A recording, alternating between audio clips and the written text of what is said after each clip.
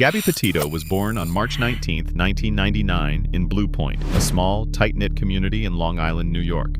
She grew up as the eldest of 6 siblings in a blended family. Friends remember her as vibrant, creative, and always seeking adventure. Gabby loved art and photography, was active in sports during school, and developed a passion for nature and travel early on. After graduating from Bayport Blue Point High School in 2017, she waitressed and took on retail jobs, saving for travel.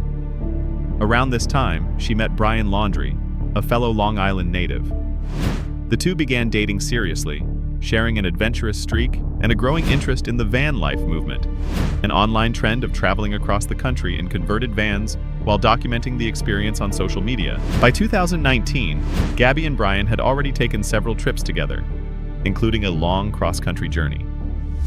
Their Instagram accounts reflected a couple in love with the open road, smiling at national landmarks, hiking through mountains, and posing in scenic parks. But friends and family later noted that their relationship had its share of arguments and tension, something not always visible in curated online posts. In late 2020, Gabby bought a 2012 Ford Transit Connect van. The couple spent months converting it into a small but livable home on wheels, installing a bed, storage, and basic amenities. They planned a 4-month road trip that would take them across the American West, visiting national parks and filming for their new YouTube channel, Nomadic Static. The goal? To document their travels, build a following, and eventually make a living through content creation. On July 2, 2021, they officially hit the road from Blue Point, heading first to Kansas and Colorado, then to Utah and Wyoming. Early posts showed stunning landscapes, campfires, and smiling faces. But as we now know, behind those images was a more complicated story, one that would become the center of a national tragedy. At first, the trip appeared to be everything Gabby had dreamed of: beautiful scenery, open highways, and the freedom to explore. The couple visited Monument Rocks in Kansas, Great Sand Dunes National Park in Colorado, and the breathtaking landscapes of Zion and Bryce Canyon in Utah. They also stopped at Mystic Hot Springs in Canyonlands National Park, sharing videos and photos of their adventures. But cracks began to show. On August 12, 2021, a pivotal incident occurred in Moab, Utah. A witness called 911 to report a domestic dispute, describing a man slapping a woman near a natural food store before they drove off. What looks like the aftermath of an argument between Gabby Petito and Brian Laundrie. Police quickly located the couple's white van and pulled them over. Body cam footage from the stop shows Gabby visibly distressed, crying as she explains that she and Brian had been arguing all morning. She admits to hitting him first, but says it was in response to him locking her out of the van. Brian, in turn, describes being pushed and shows scratches on his face. The officers determined the event was a mental health crisis, rather than a case of domestic violence. They decided not to press charges against either of them. Instead, they separated the two for the night. Gabby stayed in the van while Brian was given a hotel room. This decision has since become a controversial point in the case, with many experts arguing that signs of abuse were missed. Friends and family later recalled that Gabby seemed increasingly anxious during calls and messages from the road. By late August 2021, Gabby and Brian's road trip had reached a turning point, one that no one close to Gabby would have anticipated. The carefully curated snapshots of their #van life adventure were about to end, replaced by cryptic messages, witness reports, and a timeline investigators would later scrutinize frame by frame.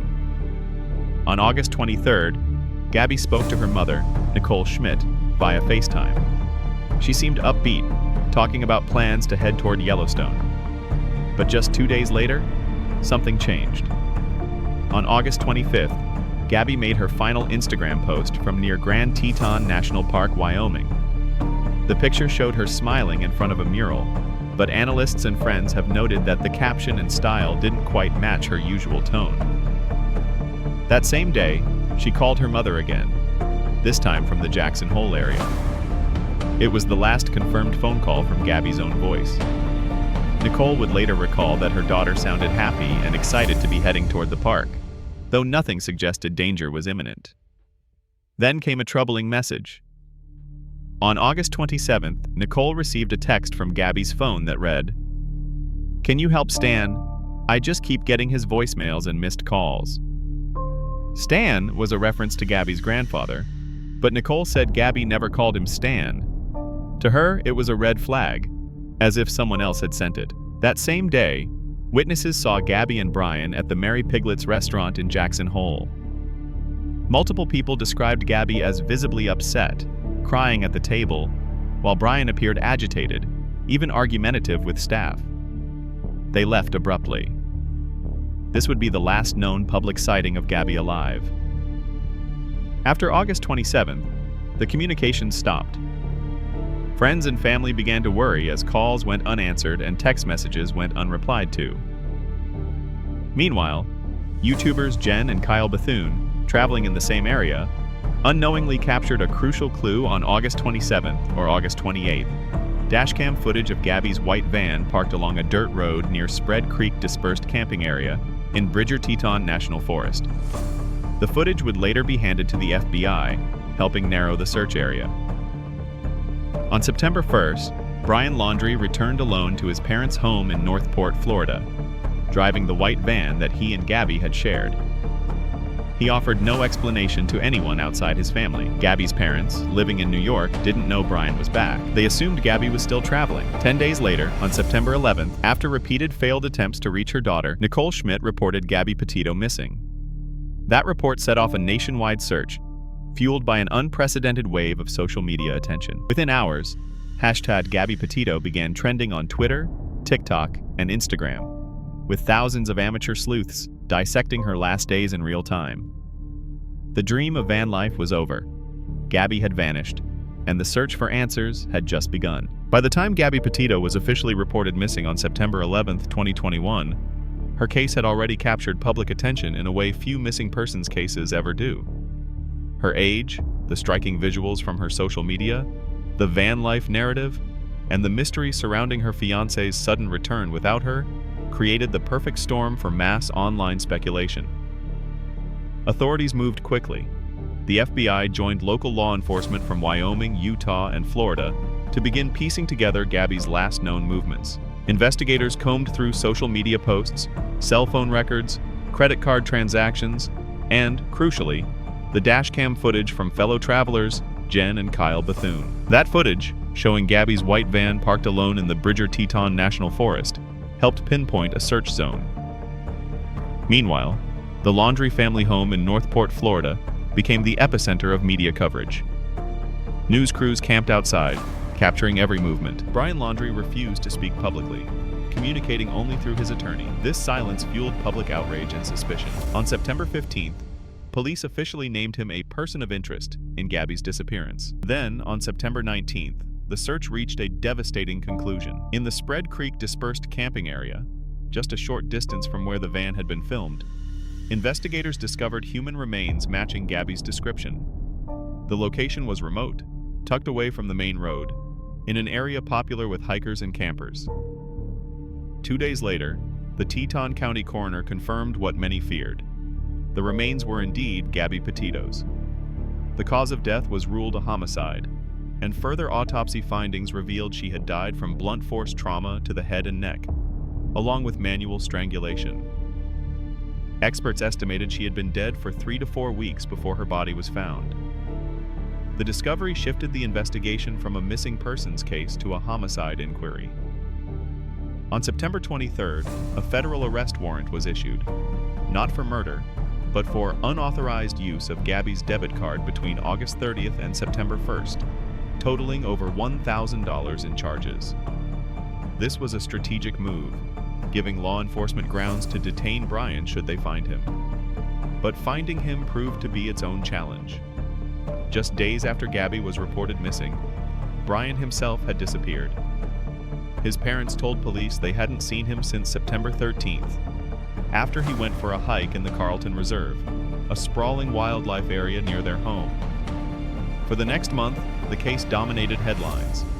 Every new detail, from police body cam footage of the Moab incident to witness reports of the couple's last days, was dissected online. TikTok sleuths pored over drone footage of search areas, YouTube commentators built detailed timelines, and major networks ran nightly updates. Gabby Petito had become a household name, and the hunt for Brian Laundrie was now one of the most publicized manhunts in recent U.S. history. By early October 2021, the manhunt for Brian Laundrie had become one of the most publicized searches in recent history. The Carlton Reserve, a vast, swampy expanse in Sarasota County, Florida, was the primary search site. For weeks, law enforcement teams used helicopters, ATVs, cadaver dogs, and dive units to comb through dense vegetation and flooded trails. But the reserve's size and hazardous conditions made progress painfully slow. Public speculation reached fever pitch. Some believed Brian had fled the country. Others suspected his parents were concealing his whereabouts. Social media was rife with theories, ranging from hidden bunkers to alleged sightings in faraway states. The pressure on authorities, and on the Laundrie family, was immense. Then, on October 20th, 2021, everything shifted. Chris and Roberta Laundrie contacted police, saying they wanted to assist in the search. That morning, they accompanied officers into a section of the reserve that had only recently become accessible after floodwaters receded. Within minutes, they discovered a dry bag containing Brian's belongings, a notebook, clothes, and a backpack. Nearby, search teams found partial human remains. Dental records confirmed the remains were Brian Laundrie's. His cause of death, revealed after further examination, was suicide by a single gunshot wound to the head. A revolver was found beside him. Months later, in January 2022, the FBI announced that Brian's recovered notebook contained a written confession to Gabby Petito's killing. In his version, he claimed Gabby had been injured after a fall near a creek in Wyoming, was in pain and shivering, and that he ended her life as a merciful act. The Petito family and forensic experts rejected this narrative outright, pointing to the autopsy results, manual strangulation and blunt force trauma, details that contradicted any suggestion of an accident. The FBI closed its investigation, concluding that no one besides Brian Laundrie was responsible for Gabby's death. But the legal battles were just beginning. Gabby's parents filed a $3 million wrongful death lawsuit against Brian's estate, which was later settled, with funds directed toward the Gabby Petito Foundation, supporting domestic violence prevention and missing persons searches. They also launched a $50 million lawsuit against the Moab Police Department, alleging negligence during the August 12 traffic stop, claiming officers failed to identify and act on signs of abuse. Though the lawsuit was dismissed due to sovereign immunity, the family has pursued appeals.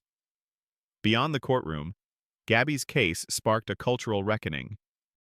Gabby Petito, may you rest in peace. Gabby's story is a reminder of how important it is to look out for one another. If you found this video informative, please consider liking, commenting, and subscribing. It helps us share these cases with more people and keep the conversation about awareness and prevention going.